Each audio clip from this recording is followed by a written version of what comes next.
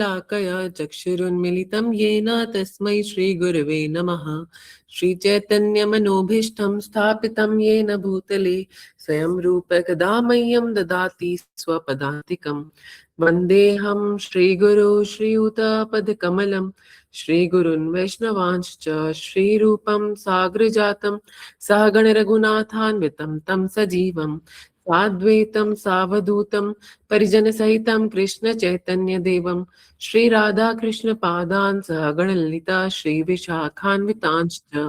हे कृष्ण करुणा सिंधु दीनबंधु जगतपते गोपेश गोपिका कांत राधा कांत नमोस्तुते। तप्त कांचन गौरांगी श्री राधे वृंदावनेश्वरी वृषभानुसुते देवी प्रणमामि हरिप्रिये। वाञ्छाकल्पतरुभ्यश्च कृपा सिन्धुभैव च पतितानां पावनेभ्यो वैष्णवेभ्यो नमो नमः। कृष्णाय वासुदेवाय हरये परमात्मने प्रणतक्लेशनाशाय गोविन्दाय नमो नमः। कृष्णाय वासुदेवाय देवकीनन्दनाय च नन्दगोपकुमाराय गोविन्दाय नमो नमः। सच्चिदानन्दरूपाय विश्वोत्पत्त्यादिहेतवे तापत्रय विनाशाय श्रीकृष्णाय वयं नमः। श्रीरामाय वयं नमः। श्रीगौराय वयं नमः। जय श्री कृष्ण चैतन्य प्रभु नित्यानंद श्री अद्वैत गदाधर श्रीवासादि गौर भक्तवृंद। पंचतत्वात्मकं कृष्णं भक्तरूपस्वरूपकं भक्तावतारं भक्ताख्यं नमामि भक्तशक्तिकम्। अहो भाग्यं गौरमार्गानुवर्तिनां देवो राधारमण देवोऽत्र यद्गुरुर्गुणमञ्जरी गौरांग सुंदर सचिनयनाभिरामं राधा व्रजेन्द्रतनयो अभयरूपमेकं गोपाल भट्ट करुणाकृत कृष्ण देहं तम राधिका रमणम् इष्टमभीष्टमीणे आजानुलम्बित भुजौ कनकावधातो संकीर्तनैकपितरो कमलायताक्षो विश्वम्भरो द्विजवरो युगधर्मपालो वन्दे जगत्प्रियकरो करुणावतारो अनर्पितचरिं चिरात् करुणयावतीर्णः कलौ समर्पयितुम् उन्नतो ज्वलरसां स्वभक्तिश्रियं हरिपुट्टसुन्दराद्युतिकदम्ब सन्दीपितः सदा हृदय कंदरे स्फुरतु वासचिनन्दनः। हरे कृष्णा कृष्णा कृष्णा हरे हरे हरे राम राम राम हरे हरे। श्री राधा रमण लाल की जय। श्रीपाद गोपाल भट्ट गोस्वामी जी महाराज की जय। श्री सद्गुरुदेव भगवान की जय। जय जय जय Shri Radhe Shyam. Thank you so much Tanisha to अद्भुत मंगलाचरण के लिए। आप सभी भक्तों का हार्दिक स्वागत है हमारे ज्येष्ठ मास के आज के चतुर्थ संकल्प के अंदर। हम आप सभी भक्तों का हार्दिक स्वागत करते हैं। ज्येष्ठ मास के शुक्ल पक्ष के संकल्प चल रहे हैं। आज चतुर्थ दिवस का संकल्प है और हमने ज्येष्ठ मास के इस 15 दिनों के अंदर हमने शुक्ल पक्ष के अंदर ये संकल्प धारण करा है कि हम सभी भक्त ज्येष्ठ मास के पूर्णाहुति तक, ज्येष्ठ पूर्णिमा तक हम लोग सभी वैष्णव सदाचार युक्त होने का प्रयास करेंगे। अपने विगत सत्रों के अंदर हमने वैष्णव सदाचार से संबंधित कई चीजों का अभ्यास करने का प्रयास किया। एक वैष्णव के अंदर किस प्रकार के गुण विकसित होने चाहिए और उस गुण का आधार क्या होना चाहिए, दैट इज सेल्फलेसनेस, उसको हमने समझा। सेल्फलेसनेस का मतलब क्या होता है और हम अपने अपने स्तर पे अपने अपने अंदर सेल्फलेसनेस को कैसे प्रकट कर सकते हैं वैष्णव समाज में आने के लिए, वो हमने सीखा।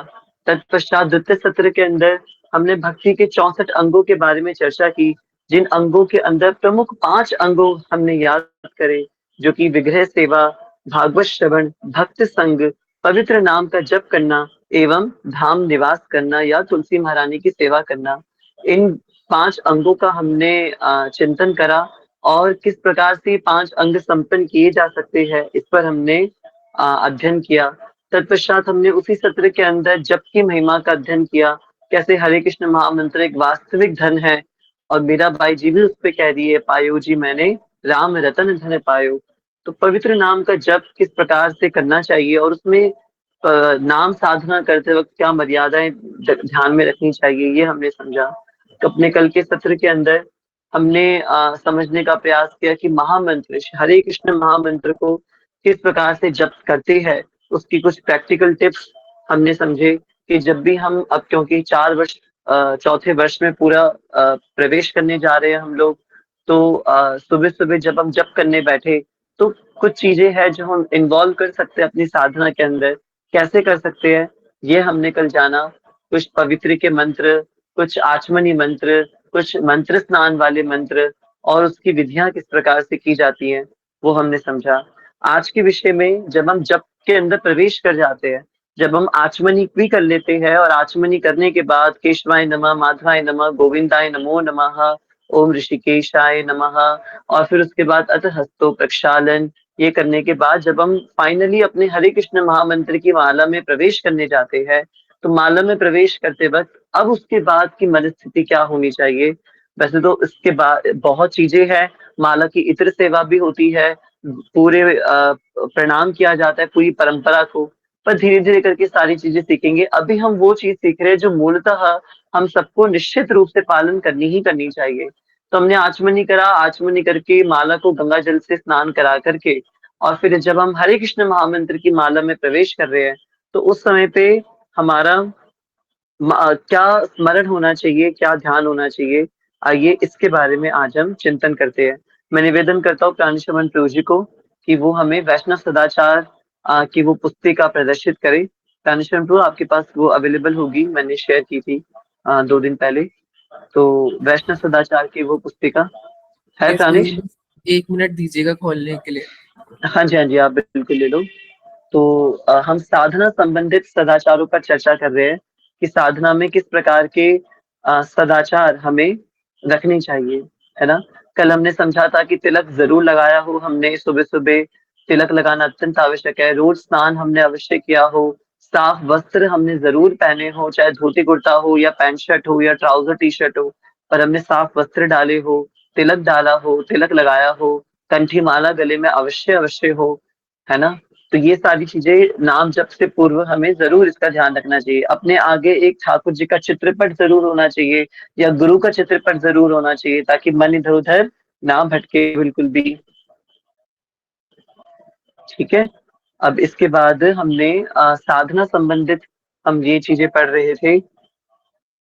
अनिष्टमन प्रभु जी हमारे सामने ये प्रेजेंट कर रहे हैं अपनी पिक्चर को, आप थोड़ा जूम कर सकते हैं अपने अपने उसके लिए, सुविधा के लिए, अपनी अपनी स्क्रीन को। और आज हम पढ़ने वाले हैं भक्ति युक्त मनस्थिति कैसी होनी चाहिए, है ना। ये हमने पढ़ लिया था, जप में अत्यंत महत्वपूर्ण कार्य ये भी हो गए थे। जप में अत्यंत महत्वपूर्ण कार्य, है ना।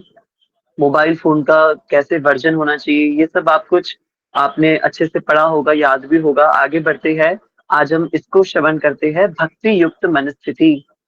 जब हरे कृष्ण महामंत्र की माला में आप प्रवेश कर जाते हैं, तो उस माला के अंदर प्रवेश करने के बाद की मनस्थिति कैसी होनी चाहिए, इसका एक बार अध्ययन करते हैं। देखिए क्या लिखा है यहाँ पे।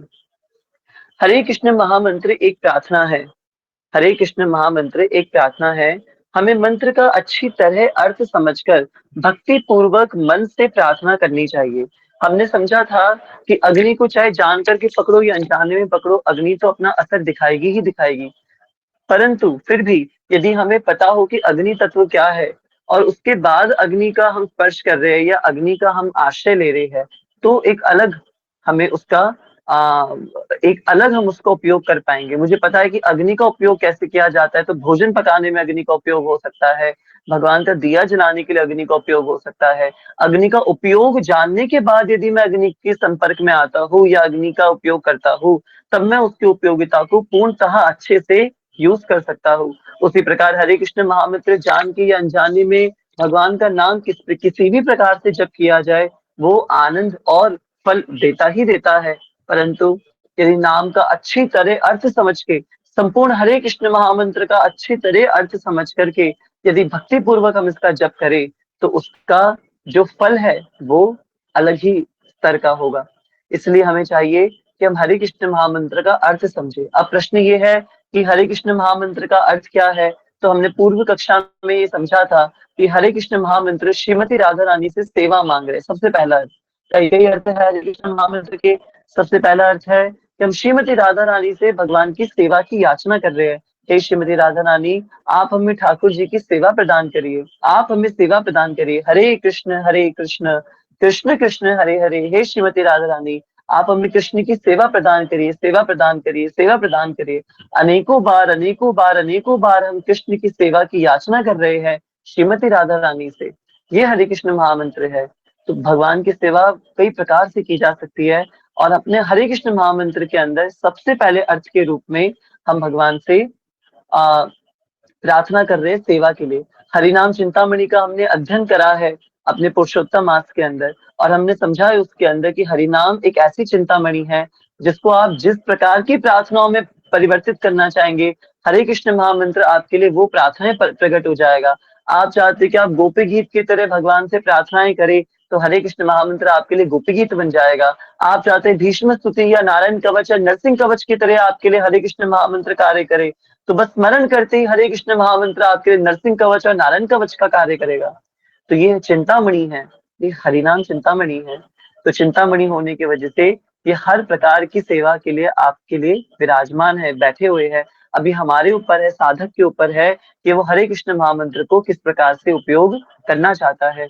तो सबसे पहले हमें चाहिए कि हम हरे कृष्ण महामंत्र का अर्थ समझे, और अर्थ समझकर भक्ति में पूर्वक जो भी अर्थ आपने हरे कृष्ण महामंत्र का निकाला है, क्योंकि जाकी रही भावना जैसी प्रभु मूरत देखी तिह तैसी, तो आप हरे कृष्ण महामंत्र से भगवान से जो याचना कर रहे हैं, जो प्रार्थना कर रहे हैं, उसी अर्थ के रूप में यह हरे कृष्ण महामंत्र परिवर्तित हो जाएगा, और उसी अर्थ को अपने हृदय मंदिर के अंदर विराजमान करके हमें हृदय से जप करना है। प्रभुपाद जी क्या कहा करते थे हरे कृष्ण महामंत्र के लिए कि हे कृष्ण, आप मुझे अपनी विस्मृति मत होने देना। हे कृष्ण, आप मुझे अपनी कभी भी विस्मृति यानी कि आपको मैं कभी भूल मत ना जाऊं। एक बार को आप मुझे नरक में भेज देना, मुझे नरक जाने का भी भय नहीं है, परंतु हे कृष्ण, आप मुझे ये अपने मंत्र से विमुख मत कर देना। ये हरे कृष्ण महामंत्र का स्मरण मैं हमेशा करता रहूं, मैं कभी भी आपके दिव्य नाम का विस्मरण ना कर जाऊं, भूल ना जाऊं आपके नाम को, ऐसे मुझ पे कृपा करना। ये प्रभुपाद जी प्रार्थना किया करते थे जब वो हरे कृष्ण महामंत्र जप करते थे। उनको डर लगता था कहीं मैं माला छोड़ ना दूं, कहीं मैं हरे कृष्ण महामंत्र करना छोड़ ना दूं, कहीं मैं इसका अर्थ ना भूल जाऊं, कहीं मेरी नाम में रुचि कम ना हो जाए। ये डर उनके अंदर बना रहता था, और इस डर के कारण ही श्रीला प्रभुपाद हृदय से नाम जप करते थे, है ना। देखिए आगे क्या लिखा हुआ है। आगे लिखा हुआ है, हमारी प्रार्थना इस प्रकार होनी चाहिए जैसे कोई खोया हुआ अनाथ बालक की अपने माँ के लिए करुण पुकार कर रहा हो। कोई बालक अपनी माँ के लिए करुण पुकार कर रहा हो। खोया हुआ बालक घने मेले के अंदर यदि अपने माँ बाप से अलग हो जाए, तो जिस प्रकार से अपनी माता को बुलाने के लिए वो करुण पुकार करता है, महाअवतार नरसिम्हा के अंदर जिस प्रकार से प्रहलाद जी समुद्र किनारे बैठ करके भगवान विष्णु के दर्शनों के लिए करुण पुकार कर रहे हैं, और उनको पुकार रहे, हे महाविष्णु, हे प्रभु, आप मुझे दर्शन देने कब आओगे। मैं मानता हूँ कि मेरी ये लालसा आपको देखने की बिल्कुल इस प्रकार है जैसे चींटी पूरा समुद्र पीना चाहती है, परंतु मैं क्या करूं नाथ, मैं आपको देखना चाहता हूँ। हे नाथ, मैं आपको स्मरण करना चाहता हूँ। तो इस प्रकार की जो करुण पुकार है, जब हम हरे कृष्ण महामंत्र के अंदर इस प्रकार की करुण पुकार करके हम पुकारते हैं भगवान को, तो वास्तव में भगवान हमारे समक्ष प्रकट होते हैं।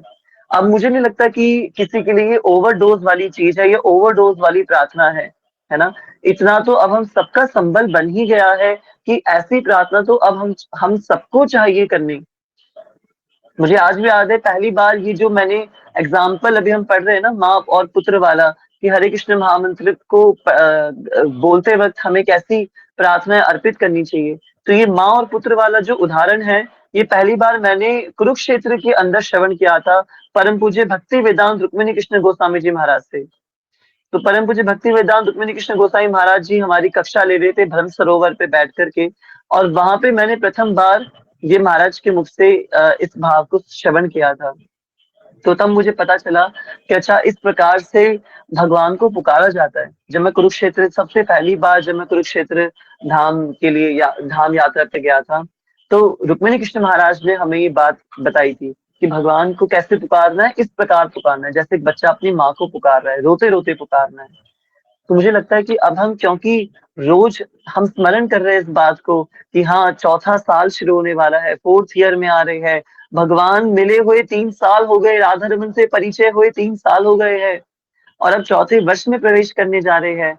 तो अब राधा रमन जी को कोई भेंट तो अर्पित करनी होगी ना। 3 साल तक राधा रमन लाल ने बना करके रखा हम लोगों को, एकदम सुरक्षित रखा, तो कुछ तो कारण होगा। राधा रमन जी चाहते हैं कि हम उनके लिए और आगे बढ़े, और आगे बढ़े। तो निश्चित रूप से राधा रमन जी कुछ तो हमें संकेत कर रहे हैं। इसलिए अब मुझे नहीं लगता कि अब हमारे भक्तों के लिए ये जो चीजें हम समझ रहे हैं, ये कुछ ओवरडोज वाला भाव हो रहा है ना।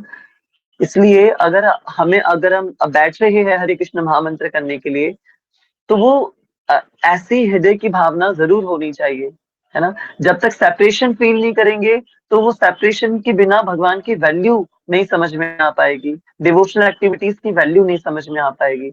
ऑल्दो हमें ओवर सेंटिमेंटल होकर के बिल्कुल आंसू नहीं बहाने हैं, या अनावश्यक रूप से हमें बिल्कुल भावुक नहीं बनना है, पर एक प्रयास करना है भगवान को पुकारने का। जैसे कोई व्यक्ति 50वीं मंजिल पे खड़ा हो और आप बिल्कुल ग्राउंड फ्लोर पर हो, और 50वीं मंजिल पे खड़े हुए इंसान को पुकारने के लिए उससे अत्यंत आवश्यक कार्य है आपको, और कितनी करुणता और कितनी एकदम तीव्रता से चिल्ला करके पुकारोगे, हे कृष्ण, एकदम चिल्ला के आप पुकारोगे।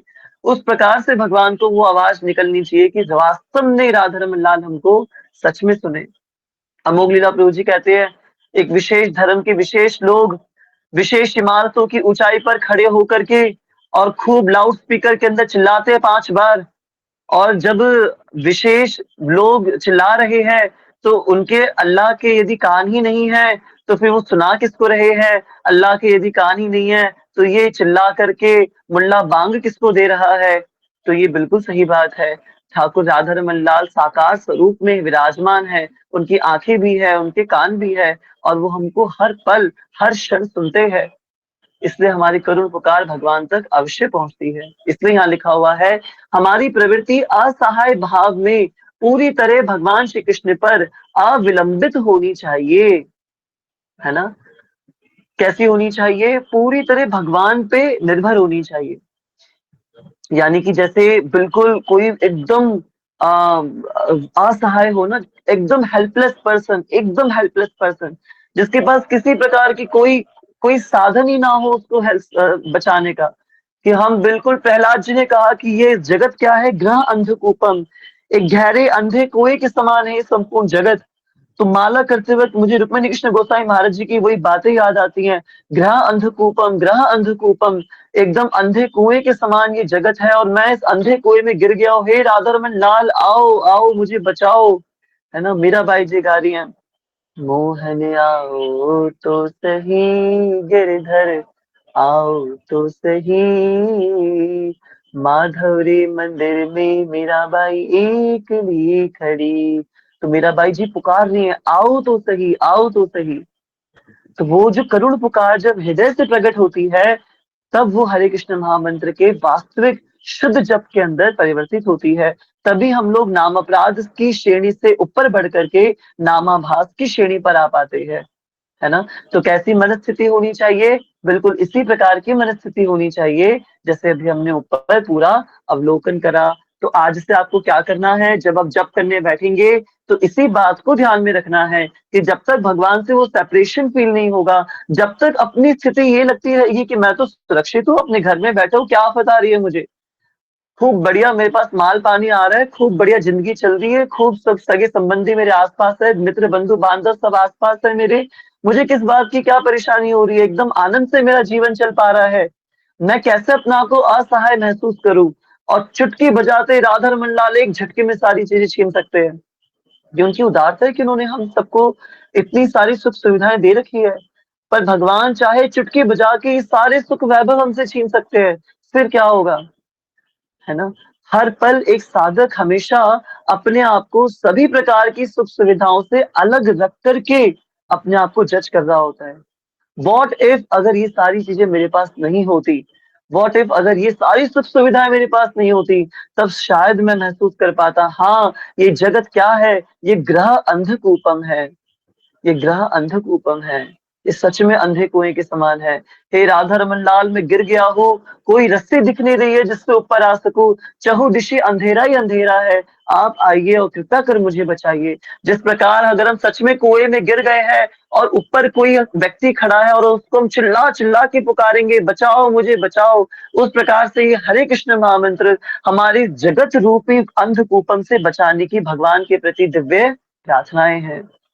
इसी भाव से हमें महामंत्र का उच्चारण करना चाहिए। क्यों? क्योंकि अब हम अपनी भक्ति में आगे आगे बढ़ना चाहते हैं। अब हम चलती फिरती भक्ति से आगे बढ़ रहे हैं। इसलिए इस प्रकार के भाव को रख करके हमें राधा रमन जी के श्री चरणों में प्रणाम करना चाहिए। इसी भाव को धारण करके हमें भक्ति में आगे अग्रसर होना चाहिए। ठीक है। श्री राधा रमण लाल की जय। तो कक्षा को बहुत लंबा ना खींचते हुए अभी हम आज के विषय को, हम जो बस इतना छोटा सा ही विषय था, बस ये तक चिन्नू सा विषय समझ में आ गया तो बस बात बन जाएगी। ये विषय अगर हमें अच्छे से समझ में आ गया तो बिल्कुल बात अच्छे से बन जाएगी। ठीक है। खूब आनंद की बात है। धीरे धीरे करके अब हम टेंजिबल भक्ति में आगे बढ़ रहे हैं। इंटेंजिबल बहुत बढ़ लिए, अब हम टेंजिबल सुधार करेंगे अपनी अपनी भक्ति के अंदर। कल की कक्षा में भौतिक प्रलोभन के बारे में चर्चा करेंगे, किस प्रकार से भक्ति में आने वाले भौतिक प्रलोभन हमारी भक्ति का विनाश कर देते हैं। कल हम इसके बारे में चर्चा करेंगे। आज की चर्चा को यहीं पे विश्राम करते हुए जल्दी से, हमारे पास 12 मिनट और बचे हुए हैं 11 बजने में, तो हम एक बार अपने कल के श्लोकों का अभ्यास कर लेते हैं कि हम सब भक्तों को कितना कितना श्लोकों का अभ्यास हो गया है। ठीक है। श्री राधा रमण लाल की जय। तो सबसे पहला श्लोक कौन सा है? सबसे पहला श्लोक जल को पवित्र करने का है। आपके पास जो भी जल है, चाहे वो स्प्रे बोतल में है, चाहे आपकी हथेली में है, चाहे आचमनी पात्र में है, उनमें अपनी शान प्रभु जी ने जैसे कल बताया था किस प्रकार से उंगली डुबो करके और भगवान का नदियों का आह्वान किया जाता है। तो सबसे पहला मंत्र कौन सा बोलते हैं हम? ओम गंगे च यमुने च गोदावरी सरस्वती नर्मदे सिंधु कावेरी जलेस्मिन् सन्निधिं कुरु। फिर इसके बाद अपने दाहिने हाथ से अपने उल्टे हाथ पर जल लेकर के और अपने दाहिने हाथ की बीच की 2 उंगलियों को लेकर के अपने पूरे शरीर पर उस जल का छिड़काव करते हैं, मंत्र स्नान करते हैं। और क्या कौन सा मंत्र बोलते हैं? ओम अपवित्र पवित्रो वा सर्वावस्थां गतोऽपि वा यः स्मरेत् पुंडरीकाक्षं सह भाग्यभ्यन्तरं शुचिः। ओम पुंडरीकाक्ष पुनातु, ओम पुंडरीकाक्ष पुनातु, ओम पुंडरीकाक्ष पुनातु। फिर इसके बाद अपने उल्टे हाथ से अपने सीधे हाथ में जल लेकर के 3 बार आचमन करते हैं और आचमन करते वक्त क्या बोलती है? ओम केशवाय नमः, फिर ओम नारायणाय नमः, ओम माधवाय नमः। जो भी आपको याद है, मैंने कहा था कोई भी 3 मंत्र अपने अनुसार चुनाव कर लीजिए। और उसके बाद चौथी बार अपने हाथ पे जल लेकर के अपने हाथों को धो लेते हैं और फिर क्या बोलते हैं? ओम ऋषिकेशाय नमः अथ हस्तो प्रक्षालन। तो यहाँ तक की विधियां कल की कक्षा में हमने सीखी थी। तो आज एक छोटा सा हम एक उच्चारण टेस्ट हम लेना चाहेंगे सभी भक्तों का, जिनको याद है राधा रमन लाल की कृपा से बिना देखे बोले, जिनको नहीं याद है वो देख के भी बोल सकते हैं, पर एक एक बार उच्चारण झटपट झटपट झटपट हम सबसे करवाना चाहेंगे। ठीक है। तो कोई भी मीटिंग लेफ्ट मत करिएगा, कुछ अवार्ड नहीं मिलने वाला है किसी को, बस एक अभ्यास हम कर रहे हैं। तो इसलिए उस अभ्यास के लिए आप सब बिल्कुल तत्पर रहिए। निवेदन करते हैं प्राणेश रमन प्रभु जी से, प्रभु जी जल्दी से म्यूट करके हमें सारे श्लोक सुनाइए। जी भैया। गंगे च यमुने च गोदावरी सरस्वती नर्मदे सिंधु कावेरी जलेस्मिन् सन्निधिं कुरु। ओम अपवित्रं पवित्रो वा सर्वावस्थां गतोऽपि वा यः स्मरेत् पुण्डरीकाक्ष स भाय भयन्तरः शुचिः। ओम पुण्डरीकाक्ष